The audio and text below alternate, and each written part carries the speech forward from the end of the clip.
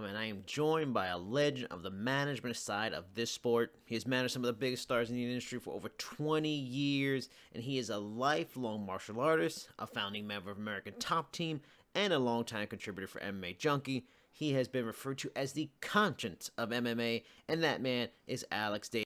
Thank you so much, Jason. I don't know if all that is it's true, but the legend, the man, the conscious. It's a lot of responsibility to to to to, to hear these things, and it puts a lot of responsibility. And I just rather be just me, Alex Davis. Fair enough, fair enough. Now I'll jump right to the questions. You wrote an op-ed for MMA Junkie on September 17th, which I recommend to everyone watching that hasn't read it yet. It's fantastic. And I want to talk to you about the ideas you suggested in that article, as well as many other topics from within the sport. Now, first, announcing scores is during rounds seems to be a divisive topic. And I'm all for it. And I've also seen, fellow ATT guy and Dean Thomas back you up on that kind of concept. Even in boxing, it isn't done all the time. Talk to me about why you feel it is worthwhile and maybe your theories on why there isn't more of a push to do it from promotions or even athletic commissions.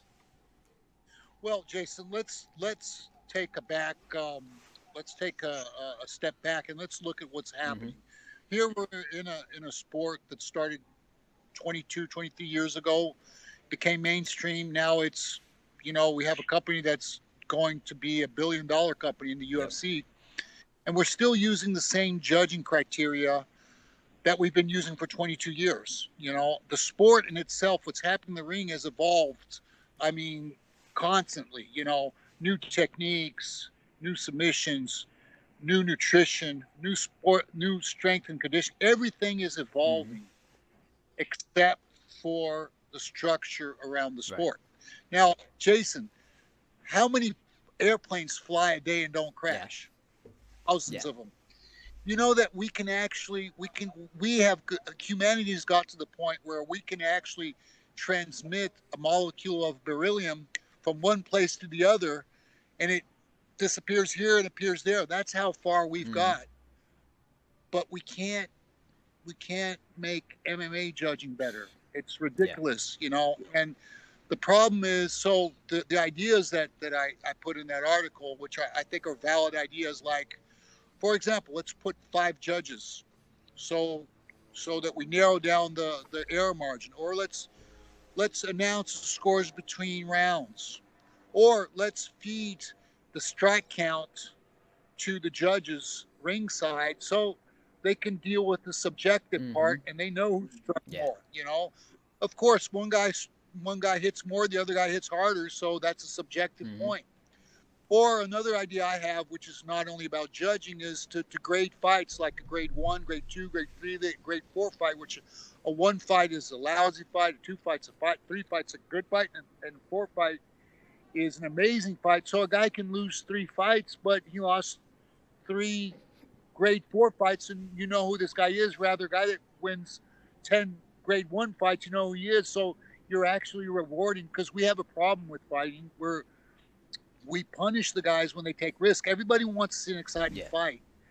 Two fighters have to take risks to make that fight exciting.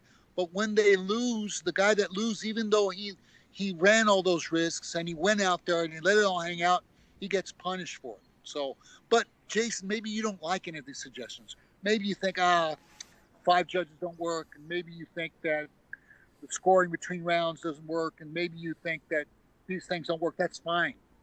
The problem that we're facing here, the problem that we really have, is we're not discussing Right. anything. If you look at NFL every year gets together and they have Yeah. meetings and they discuss things and they Yep. try them. And by the way, yeah, maybe you're right. Maybe the person I'm speaking to is right. Maybe these don't work. But if we don't try, we're never going to know. When was the last time you saw any major change in Mm-hmm. anything? There are none. For example, the weight systems. ONE FC has come up with a weight system that works. I've witnessed Yeah. it. Okay, nobody suffers. What's happening is that if you're a 135 fighter, you get there at 145. You don't go down to 135. You stay at 145. For example. And like I said, maybe that's not a solution either. But if we don't discuss, if the people that are paying for these errors, which are the people that work hard every day in the gyms, the trainers, the managers, the athletes. If we don't start discussing these things, if we don't create a forum to try to make improvements, it's never going to change. Now, I'm all for conversation, and I actually like pretty much all the ideas you have in the article. One you just brought up the five judges. Now, I've actually heard this before, the idea of five judges in a fight, and we've talked about it a little bit on the Sure Dog the Trenches podcast I've often done. Is the judging in the sport is despite the five judging as an interesting idea, the judging can be bad though. So whether it be 3 or 5 judges, you still will often have unqualified folks doing those jobs. Like, what do you think if we did go to 5 judges? How do we avoid that though? People that instead of 3 unqualified guys, maybe 5 unqualified guys in certain states. Well, I think that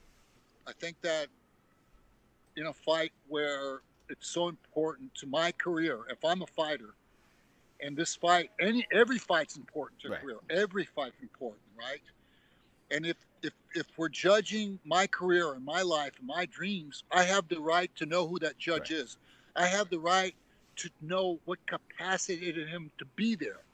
You see, a lot of these judges that are out there, nobody knows who they are. They don't know where they came from, how they got to be there. I'm not trying to be negative about anybody.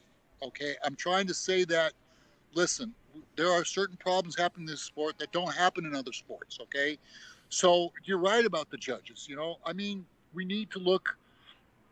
I think that these judges have to show why they're there. I think they need to prove that. I don't think that in the same way that the athletes have to prove by fighting how they got there into that fight, I think the judges have to prove how they got there to be officiating my life and my career and my dreams. I think that and it's not absurd to take this attitude. And like I said, I'm not pointing fingers. I'm not saying negative about A, B, or C. What I'm saying is that we all have the right to know who these people are, because obviously something's wrong. When you have a fight like in Edson Barboza's fight, where you had one judge score 30-27 for Barboza and another judge scored 30-27 for Felder. It's crazy. Yes. I'm Barboza's manager, and I suffer for something called motivated reasoning, which is something that's very overlooked, which I'll get to in a minute. If they would have said it was a split decision to Felder, I would have said, you know what? Okay, that was a tight fight, and I could see that. But and even me and Felder had this conversation. He agrees with what I'm saying. The fight, you can't have a fight where one judge sees it 30-27 for one fighter, and the other judge, they're looking at 2 different fights. They have 2 different criteria, or one of them doesn't understand what he's looking at. Now, you mentioned the one and the hydration protocols, which I think is fantastic, and I've talked to other fighters about it, and how it's done and stuff like that. Because here in the West with media, because they're not transparent enough, a lot of people have issues with it. They're just starting to now do like the open weigh-ins and aired live and everything like that. However, they didn't even go to that until a fighter died, unfortunately, making weight. It was the wake up call for them. Here in North America, the movement for change has been so much slower. How does an overhaul of weight cutting protocols get done here, in your opinion? Does it have to be promotions that push for it? Does it need to be athletic commissions? Does it need to be a fan response, fighters, or unfortunately, will someone need to die in the UFC? It seems the only way we get change here in the US is tragedy, and I want to avoid tragedy. I think it starts here. I think it starts with this discussion. I think it starts by creating a movement for a better MMA, and I think it starts by getting traction, getting critical mass in this movement, so that we all discuss it. That's why I'm doing this. I'm 57. I'm going to be retiring in a little while. Been doing this for 22 years. I've made my livelihood out of it. If I can leave something to this sport, it is to create the initiative for us to change our attitude. Because the problem is, every time we've created this attitude where every time we want to change something or we think something's wrong, we say, oh, well, but nothing's never going to change. And it's our fault. We're the ones that think nothing's going to change. That's why it's not changing. Now, think about it. I mean, you have events like the UFC. UFC is a company, okay? It's not here to regulate the sport, okay? That's not their job. Their job is to make money, and they're making money. So although some of the things they do not like either, they're not here to regulate the sport, okay? And the athletic commissions, these guys are there, they're making their money, they're using their badges, and they don't really have a reason to change anything either. It's really easy. They impose all their ideas on us. But the truth is that the people that understand the sport most are us. Why don't we create a forum with the fighters, with the trainers? There are no human beings on earth that understand more about fighting than those Yeah. trainers. They watch more fights than anybody else because they're always watching the fights and looking at fights and looking at opponents. Those guys understand more than so. Why don't we create a forum? I mean, people talk about the fighters union. The problem with the fighters union is that most of the fighter unions I've seen, their sole purpose to exist is to go after the UFC and try to get money out of them. This is not what we need. What we need is a movement to improve the sport badly. We need it Yeah. badly because in other sports this is done normally. I mean, look at NFL. NFL gets together every year and discusses new Yep. things and tries new things. We do not even try. And to a certain extent, it is our fault. We're the ones that are not trying. What is your opinion? And we've talked about it, mentioned a little bit athletic commissions. Your opinion on athletic commissions throughout the country having different rule sets and guidelines. Personally, I wish maybe the federal government stepped in and just federalized it across the board, so just there can be some unification on the ideas and the guidelines. So the standards in states like New Jersey and California can be had in Oklahoma, Florida, stuff like that. What are your thoughts on it? What are your ideas on maybe trying to fix this thing where it's like all over the place? I think it starts here. I think it starts with public opinion. I think it starts with us discussing, with us creating change. I mean, there are very good commissioners, and there are very good commissioners, and there are other ones that Yeah. don't know what they're doing. Yes. There's commissions where you can't get up, the corner can't get up into the ring with his shoes on rounds, for example. I don't understand why that rule is created. Another problem I have with a lot of these commissions is that they tend to look at fighters as if they're criminals waiting to commit a crime that's not true. So I think that it starts here. I don't think that, if you look at the structure of the commissions, they're all politically appointed. And okay, you can politically appoint people that come. Now we're 20 years into the industry. We need to get people that have actually fought and actually really understand to real depth to perform these functions. Because like I said, I go to I go all over the place and I see different officials, and I find myself asking. I mean, I never saw this guy. Who is he? Maybe he's an amazing guy. I don't know the truth, Yeah. but who is he? I never Yeah. saw him. Who is the person doing this or doing that? I think that we need to raise these questions, in a positive way, not in a negative way. I don't want to point fingers at anybody, but it was great when I was here. I was here when the UFC was banned, and then I was here when the athletic commissions and the boxing commissions picked it up, and this was all positive at that time. But now it's stagnated, and we are the ones that are paying for it. It's my guys, my athletes. They're the ones that are paying for it, and indirectly I am too. So I think we need to. This is my objective. I want to create the discussion. I want to create public opinion. I want to get critical mass. I want to create a movement called For a Better MMA. Now, what we mentioned, pointing fingers. I'm gonna indirectly point a finger on a particular topic, stuff like that. Without saying names, what are your thoughts on managers getting overly involved in their fighters' disputes? Being a part of brawls or trash talking on social. I mean, I totally understand a manager needs to be a major advocate and supporter of their fighters. Totally get that, but there is also certain way to go about that, right? Or is this kind of a trend for just a new age thing and a management for a new generation of fighters? Well, I trash talking and talking. Everybody has their opinion. It's a free country. It's a free world. Everybody can voice their opinion. Some guys will have opinions that will gain traction. Other guys will have opinions that won't gain traction. Okay, and I don't really. about the social media and the trash talking. Everybody says what he wants, and it's a free world. But the brawls are not what we are. This is not what we're here to do. We're actually the contrary.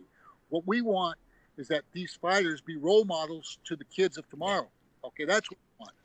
And what's happening is that these brawls we're kind of showing the world that these fighters are street fighters. They're gangsters. They're hooligans. We're sending a wrong message. These guys are not that. I know these fighters for years and years and years. These are some of the best guys, some of the nicest guys in the world. They get up in there in the ring, they fight very technically, and they come out and they're great people. Very rarely do you have occasions where these guys get in fights outside the ring. So the managers that are kind of putting this message out and creating this kind of action, they're wrong. They have to be disciplined. It's very wrong. I would never do that.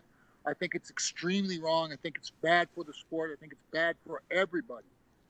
Now, Bloody Elbow recently published a story breaking down like the share of the pie UFC fighters have made in recent years, and to no one's surprise, it was pretty low, compared to the overall revenue they make. Often lower than say 30% and closer to 20% of the annual revenue of what the UFC's made over the last few years. Now, fighters are making much more than they were when you first started managing in this business, but the UFC is also making much more as well. Is this a situation where, love it or hate it, a fighter union needs to happen, or is the ongoing antitrust lawsuit something that may bring the needed change to fighter pay? Like, what do you think? Is it a union? Is it a law antitrust? Is it, I've heard one person suggest maybe managers need to unify and come together as a force, represent their clients together. What do you think? Have you ever looked into the union subject? How complex that is, how it works? I actually did. I had a look at it. I talked to people that are very knowledgeable, and I reached the conclusion I don't know enough about it to really opinate on that. And the truth is that there's only very few MMA promotions that are actually making money. Right. So I think that we must be very careful in the way any union is created. We have to make the union. I think it's actually going to happen someday, but I think it has to be pro the sport. And of course, if we're in a situation where a promotion is making so much money, percentually so much more money than the fighters are compared to other sports, I think that subject will be addressed. But it's difficult. The problem with our industry is we're very fragmented. Right. Promotions are fragmented, the managers are fragmented, the fighters are fragmented, and we end up in a situation like that, which is part of the growth of the sport, I think. Speaking with another manager, I was told that sponsorships are not as big a revenue source for fighters anymore, outside of the big names. Have you encountered the same? Did like the Reebok deal sort of dry up the sponsorship market for the majority of fighters in the UFC, and then turn it, in turn the sport? Like, because we always hear, oh, fighters can leave the UFC and they can go make more sponsorships, so that's the balance. Is that really true anymore? No, and the reason, and this, some people might not like me pointing it out, but the problem was that when the Reebok deal came in place, you had a budding industry. Right. You had an ecosystem of companies that were growing around the sport. The moment that Reebok came and monopolized everything, that was a shot in the head of that budding industry. Okay, and that was very, very bad for the sport. Now that's the problem sometimes when you have a company like a UFC, and the UFC did nothing wrong doing the Reebok deal, because like I said, their objective is to make money. Their company, you know what? They have to pay their bills. They have to pay for the shows. They have to pay for everything. They do what's good for them, But the truth is that the fact of the Reebok deal, the way it was done, it just assassinated all these companies. Remember, Jesus Didn't Tap and Fear the Fighter and Dethrone and Hayabusa.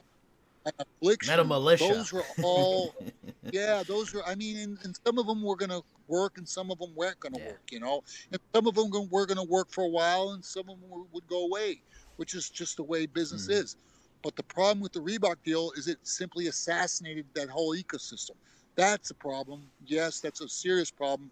It hurt. I think it hurt everybody in the sport, me and everybody else. A common problem for many fighters is money management. Since we're on the topic of money, there seems to be a story every few months about a notable fighter having financial trouble. How example is Mike Perry recently, and Jessica Andrade last year. How much do you, as a manager, help with a fighter learning how to manage their money in the short and long term? Are you more hands off? And should promotions take more of responsibility to better help fighters find financial advisements, especially since there are no unions and nothing in terms of health coverage and pensions for fighters after they're done with fighting?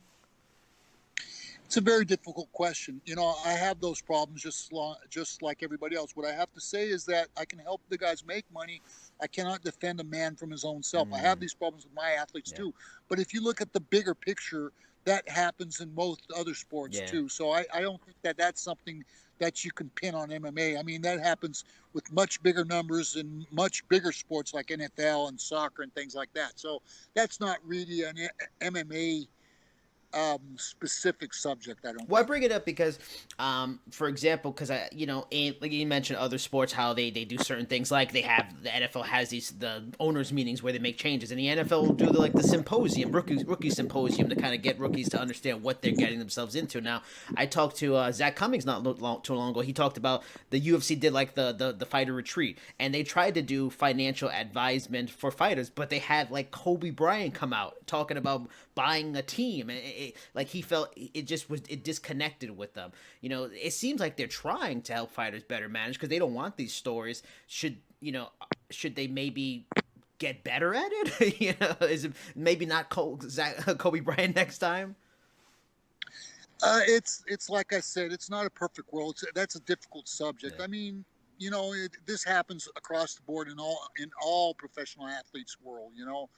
That's a deep subject. Yeah. I think that's more of a personal thing with each fighter. I don't know how to handle it. I fought myself blue in the face of my fighters, still end up with problems. The final line of your MMA Junkie article is, we need to get together as a community to help build a better MMA. In this sport, the promotions have all the power, so they can dictate the narrative in many ways. This isn't the case in other sports where media and athletes have seem to have more sway. LeBron James has a lot of power. A lot of players have a lot more power than, say, fighters. The community of this sport really is the fans, the fighters, the media. Should media and fighters maybe bond together more, and that is where maybe unification should be built in terms of these conversations we're talking about need to be had? And I myself have dreamed of like the concept of a New York MMA summit, New York, New Jersey MMA summit. Should fighters, media, and sponsors do things like conventions and summits to build better relationships with each other and with fans to bring maybe a balance to the sport and maybe get those conversations kind of moving and momentum? I don't have the answer to that. Damn. I mean, I'm not sure. I'm not sure. I'm not sure how we're going to do Right. that. I think that we need to start with what I'm trying to do. And listen, I don't own the truth, Mhm. and I don't know if what I'm trying to do is going to work. All I'm going to do is I'm going to yell until I have no Yeah. voice because it hurts for me to see this, And like I said, I this is a sport where I've been privileged to get in the position I am, and privileged to be in a sport, such an exciting sport as MMA, and be at the level I am. And this I feel this is something I can give back to the sport for this. And what I think is the beginning is to create a forum. Somehow, somebody better than me at these things has to help me out. I'll start being the voice because I don't want to do this forever. But I think we need to create a voice, and we need to start discussing. And I think naturally that will start happening. And I also think that we cannot be the promotion's enemies. Mm. That's the problem with the unions that have popped up so far. Their sole purpose was to go and take money from the UFC. And what happens with the UFC? The UFC becomes their Yeah. enemy. That's not what we need. What we need is an ampler discussion to to try to make the sport better, to discuss these things. I don't own the truth. I don't think anybody owns the truth. I think that we need to discuss, come up with ideas, and do trial and error. Try things. If they work, they work. If they don't work, they don't work. Um, I'm just me. I'm just an individual that sees these things, and I really have a desire. I love my guys. I work hard with them. I see how hard they work, and it's very very sad when I see situations where a hardworking guy ends up with rewards less than what he deserved. You know, and so it's a deep subject. There's so many variables. There's so many things that have to be changed. So many things have to be looked at, that have to be discussed. But if we don't start having this conversation, if we don't start having this discussion, if we don't start asking these questions, they will never be answered. Now, on a positive note, I always like to end the interviews talking about what people like to do, what's their passions away from this industry, which is all consuming. It doesn't change for a manager. I'm sure you're very busy, with all the work you do in the industry, your own personal martial arts stuff, all these kinds of things. When you're not dealing with anything fight related, what do you like to do in your personal time? Are you? I've had people tell me cooking, origami, video games, riding motorcycles. Like, what do you like to do when that has nothing to do with fighting that you have a love for?